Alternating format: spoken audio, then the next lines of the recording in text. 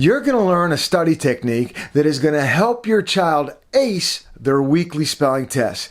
Children that have ADHD, dyslexia, auditory processing disorder, and other learning challenges often have impaired executive function, which makes it very difficult for them to learn by seeing and hearing.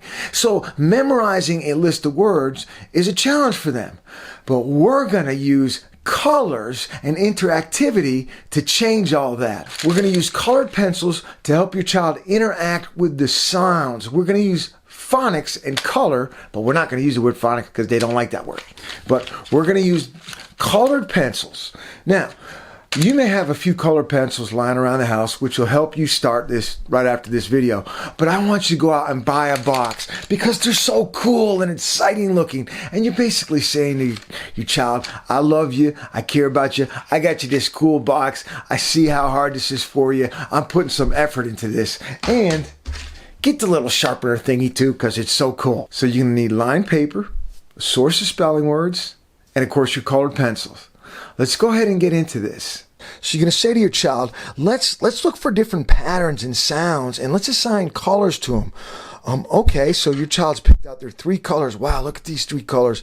Now it's exciting because we've got green and we've got red and we've got blue. I don't know what your child's going to pick. So when we look at mud and these simple consonant, vowel, consonant words, there's not really syllables to differentiate. Your child's going to want to pick one color for each letter. You're going to say, hey, let's look at patterns. What do you see? Well, your child might see, well, the M and the U, they're short. Or you might point that out. The M and the U are short, right? So let's do the M and the U.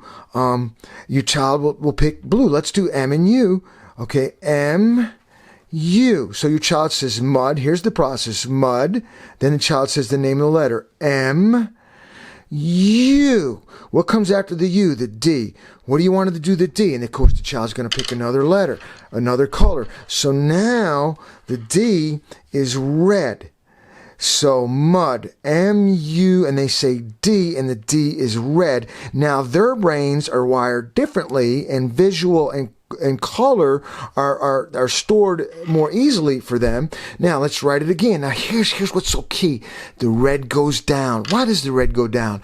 Because we're doing the M and the U and it's blue. So my brain, my little child brain is now going, I'm thinking about the M and the U because I'm thinking about it because they're this other color. They're blue. M and U are blue. M, so the child says M, U, wait a minute. You've got to do the D in red.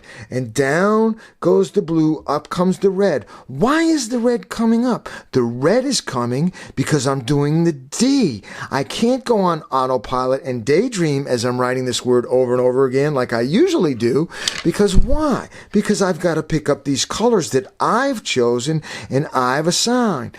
M, U, your child says to themselves, down goes the blue, up comes the red. They're interactive learners. They remember emotion. They'll remember the memory of picking the D.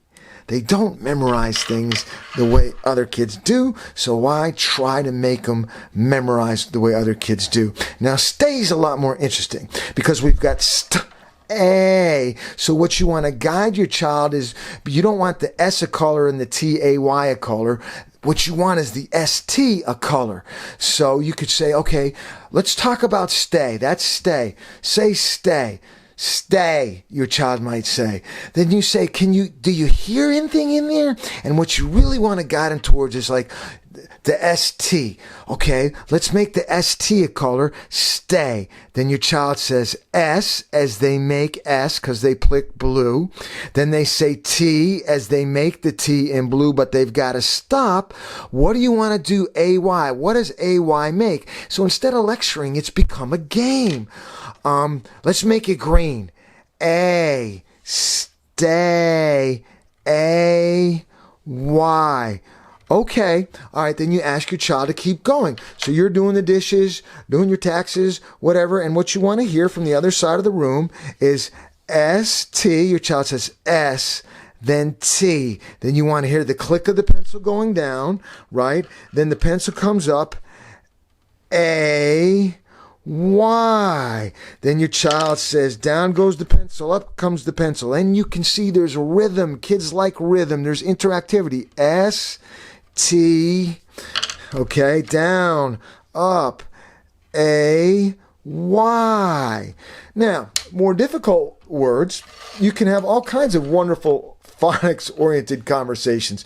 So let's say the child goes, care. Do you hear character? So you want each syllable a color, but you want them to discover that, right? So you have conversations. Care, care, C-H-A-R. And then here's a wonderful conversation. What is act? What do you want? Do you see? What is act? Act's a word, right? So you can have a conversation. Act. That's a word, right? Act. So there they go. C-H-A-R in green, A-C-T in blue, okay, E-R in red. One thing you don't want your super smart dyslexic kid to do is outsmart the system by doing something like this, right? You've picked the color for ST, and you do not want them to do something like this. ST, ST, ST. Why? Because then they're not seeing the relationship with the AY. We want them to see that relationship. So don't let them do the assembly line thing where they do all the STs and all the AY. You do it one word at a time. Now, so that's day one. Day two. Okay, they've made this creation, right? They're going to get a relationship with it. So day two, they don't rewrite it. You just say, hey, go get your spelling sheet, the one with all the colors, and they get it, and they sit down there, and you say, go ahead and trace them. So, and you're not sitting there, you're not guiding, you're doing your own thing, and because that's what they like anyway, and you just want to hear M, U, then you want to hear the click of the pencil, D.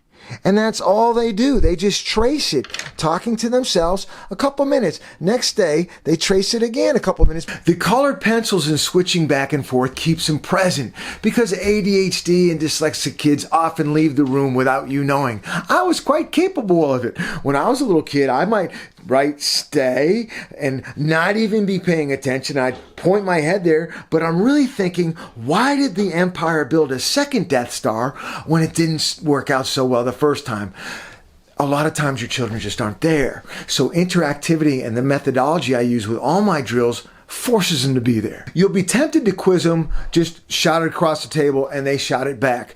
Don't do that with dyslexic, ADHD, or neurodiverse kids. Why? Because when they shout the answer back to you, I call it spelling in the air, they can't see the other letter, right? Your children are spatial learners. Therefore, when you're ready to quiz them and see if they know the words, which will be a couple days in, you're going to have, don't do it the first day because you don't want to break their confidence. Have a piece of paper, regular colored pencil, call out the word. What's the difference, Keith? Because then they can see that S. So there's the S. Oh, the T's next to it.